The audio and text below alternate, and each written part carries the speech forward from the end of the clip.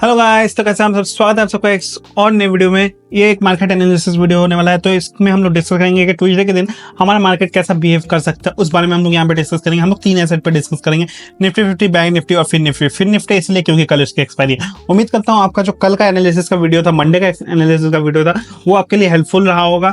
उससे फॉलो करके आपने प्रॉफिट बुक किया होगा, प्रॉफिट अच्छा बनाया होगा। आप कमेंट सेक्शन में जरूर से बताना कि आज आपका क्या हुआ, प्रॉफिट हुआ, लॉस हुआ या नो ट्रेड हुआ। ठीक है, चलो अब हम लोग बात कर लेते हैं आज के बारे में कि मतलब कल के दिन क्या होने वाला है मार्केट में। ठीक है, तो देखो यहाँ पे मार्केट में निफ्टी 50 की पहले बात करते हैं। तीनों सिनेरियो डिस्कस करेंगे यहाँ पे।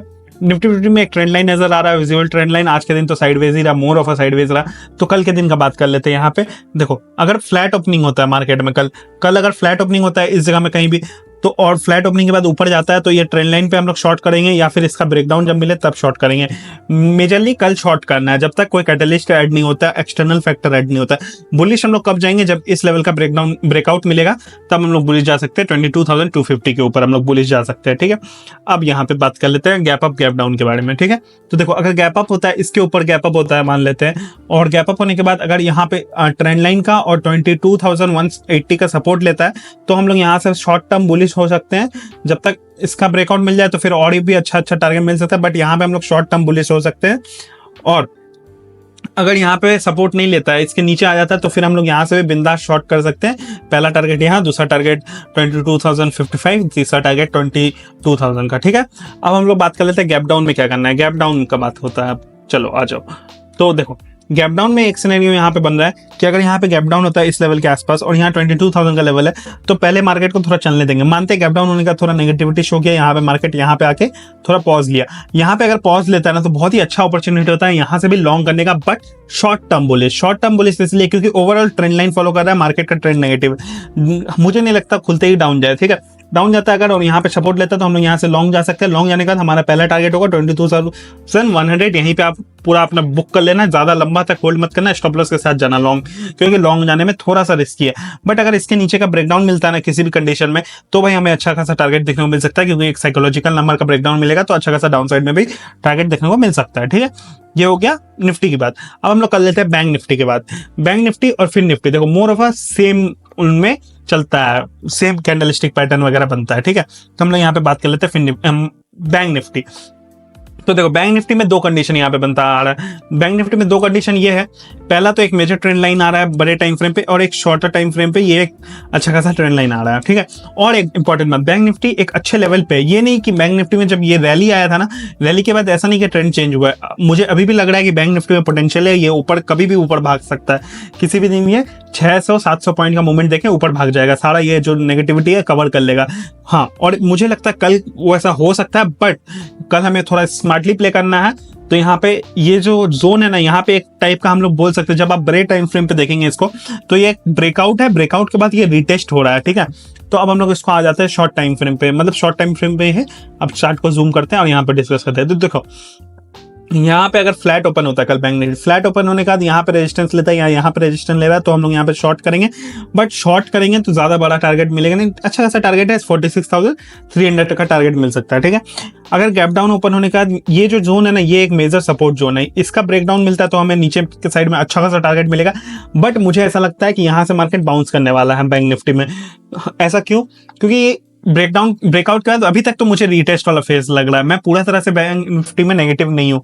ठीक है, तो अब देखो इसका अगर ब्रेकडाउन मिलता है तो हम लोग यहाँ पे शॉर्ट टर्म शॉर्ट कर सकते हैं। अगर इसके नीचे ब्रेकडाउन मिलता है तो फिर अच्छा खासा टारगेट मिलता है। अगर यहाँ से सपोर्ट लेता है तो फिर हम लोग यहाँ से लॉन्ग जा सकते हैं। पहला टारगेट 46,800, दूसरा टारगेट 46,900 का। ठीक है, ये हो गया गैप डाउन का बात। अब हम लोग बात कर लेते हैं गैप अप के सिनेरियो में क्या करेंगे। तो देखो गैप अप का सिनेरियो थोड़ा इंटरेस्टिंग है।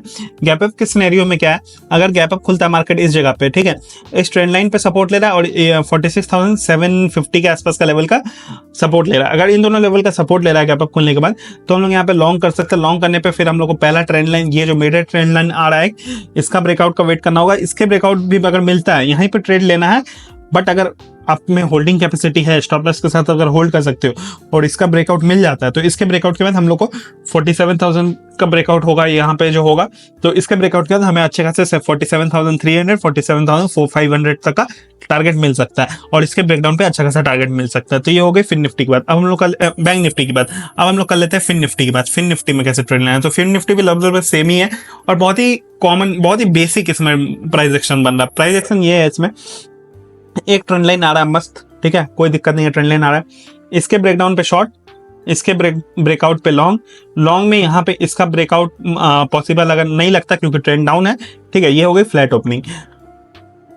अब अगर मार्केट गैप अप खोल के यहाँ पे रेजिस्टेंस ले रहा है तो यहाँ से भी शॉर्ट कर दो, आप बिंदास शॉर्ट करो, क्योंकि नीचे फिर यहाँ ट्रेंड लाइन आएगा, ट्रेंड लाइन से अगर पुश और मिलता है तो फिर नीचे का टारगेट अच्छा खासा और भी मिलेगा, ठीक है।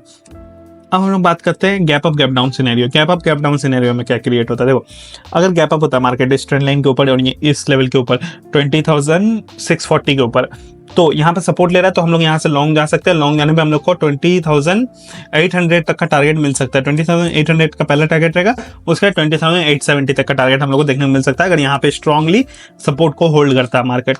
अगर गैप अप खुलने का मार्केट यहाँ पे कहीं पे गैप अप खुलने का थोड़ी देर ऊपर जाता है, फिर यहाँ से रेजिस्टेंस खाता है, तो फिर हम लोग यहाँ से शॉर्ट कर सकते हैं, क्योंकि यहाँ पे ट्रेंड लाइन को फिर फॉलो करने आ जाएगा मार्केट और ये एक सेलिंग प्रेशर है इस जोन में, ठीक है। अब अगर गैप डाउन खुलता है तो क्या करना है, तो वो गैप डाउन खुलता है तो बहुत ही अच्छा यहाँ पे सीन बन रहा है।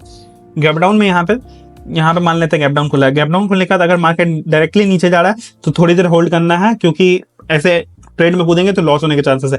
बट अगर गैप डाउन खोलेंगे तो ऊपर जा रहा है मार्केट और यहाँ ट्रेंड लाइन पे रेजिस्टेंस ले रहा है, तो आप यहाँ से शॉर्ट करने का अच्छा खासा, पहले तो डे लो का मतलब गैप डाउन खुला था तो वहां तक का टारगेट, उसके बाद आपको यहाँ पे 20,480 तक का टारगेट। बट अगर गैप डाउन खोलेगा डायरेक्ट नीचे जा रहा है तो हम लोग को यहाँ पे सेल ऑन राइज का प्लान करना है, मतलब जब मार्केट एक हाई लगाए उसके बाद हम लोग को यहाँ पे सेल करना है, तो उसके बाद हम लोग को नीचे का टारगेट देखने को मिल सकते हैं। तो ये हो गया तीनों चार्ट का एनालिसिस। अगर आपको ये एनालिसिस पसंद आया तो वीडियो को लाइक कर देना, चैनल को सब्सक्राइब कर देना और टेलीग्राम चैनल भी ज्वाइन कर लेना, क्योंकि टेलीग्राम चैनल में ये सारे चार्ट पैटर्न आपको वहां पे मिल जाएगा। उसके साथ आप इसको अपने नॉलेज को कंबाइन करो और अच्छा रिफाइन कर दो इसको, और अच्छे ट्रेड्स पकड़ो। इससे आप लोग का एनालिसिस भी अच्छा बनेगा और ट्रेड भी आप लोग का बहुत ही अच्छा ट्रेड पकड़ पाओगे, आप लोग बॉटम में पकड़ने का ट्राई कर पाओगे, ठीक है। तो guys, thank you for watching, have a great day, happy trading.